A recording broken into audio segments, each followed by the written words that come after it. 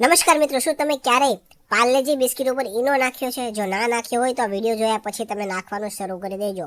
મિત્રો, તમારે 6 થી 7 પાર્લેજીના બિસ્કિટ લેવાના છે અને ત્યારબાદ હવે તમારે એક ડીશની અંદર આ પાર્લેજીના બિસ્કિટ છે તમારે મૂકવાના છે અને તમારે તેની ઉપર ઈનો પાવડર આવે એ તમારે નાખવાનો છે. બધા બિસ્કિટ ઉપર તમારે વ્યવસ્થિત ઈનો પાવડર છે એ તમારે વેરી દેવાનો છે.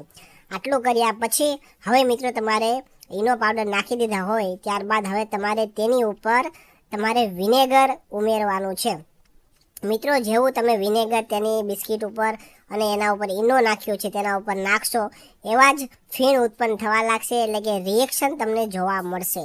હવે મિત્રો, થોડું રિએક્શન થઈ જાય ત્યાર પછી તમારે તેની ઉપર સરસવનું તેલ તમારે ઉમેરવાનું છે. મિત્રો, તમે જોઈ શકો છો તેવી રીતના બિસ્કિટ ઉપર પહેલાં આપણે ઈનો નાખ્યો, ત્યારબાદ વિનેગર ઉમેર્યું છે એટલે કે રિએક્શન થવા લાગ્યું અને હવે તમારે તેની ઉપર સરસવનું તેલ તમારે ઉમેરવાનું છે. હવે મિત્રો, આગળ આપણે વધીએ વિડીયોની અંદર એની પહેલાં તમારું નામ અને તમારા ગામનું નામ કોમેન્ટ કરીને જણાવી દેજો, જેથી કરીને અમે તમને સ્પેશિયલ થેન્ક્સ કહી શકીએ. તો મિત્રો, લાસ્ટ વિડીયોનું સ્પેશિયલ થેન્ક્સ શૈલેષભાઈ શાહને મુંબઈથી, જસી પટેલને સુંઢાથી, હીરાભાઈ ખુમાણને વડોદરાથી, પુષ્પાબેન વ્યાસને અમદાવાદથી અને સુધીરભાઈ રાણપુરાને લાઠીથી જાય છે. મિત્રો, તમે પણ તમારું નામ કોમેન્ટ કરીને જણાવી દેજો.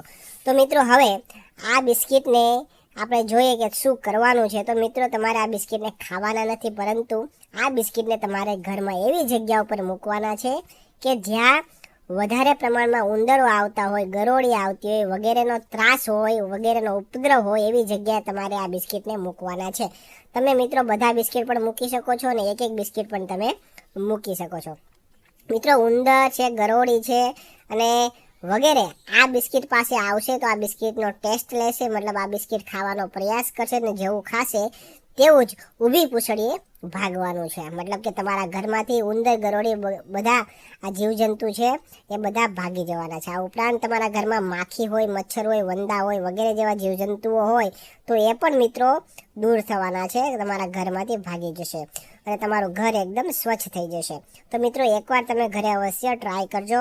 તમે તમારા ઘરમાં, રૂમમાં, બેડરૂમમાં, કોઈ પણ પલંગ નીચે, કોઈ પણ ખૂણા ખાચરે, ગમે તે જગ્યા પર જ્યાં તમને વધારે ત્રાસ લાગતો હોય એવી જગ્યાએ તમારે આ બિસ્કિટને મૂકી દેવાના છે. તો એકવાર તમે મિત્રો અવશ્ય ટ્રાય કરજો, કેમ કે બજારમાંથી લેવા એના કરતાં તમારા ઘરગથ્થુ એકદમ સિમ્પલ સાદો ઉપચાર છે, એકદમ મસ્તની ટિપ્સ છે.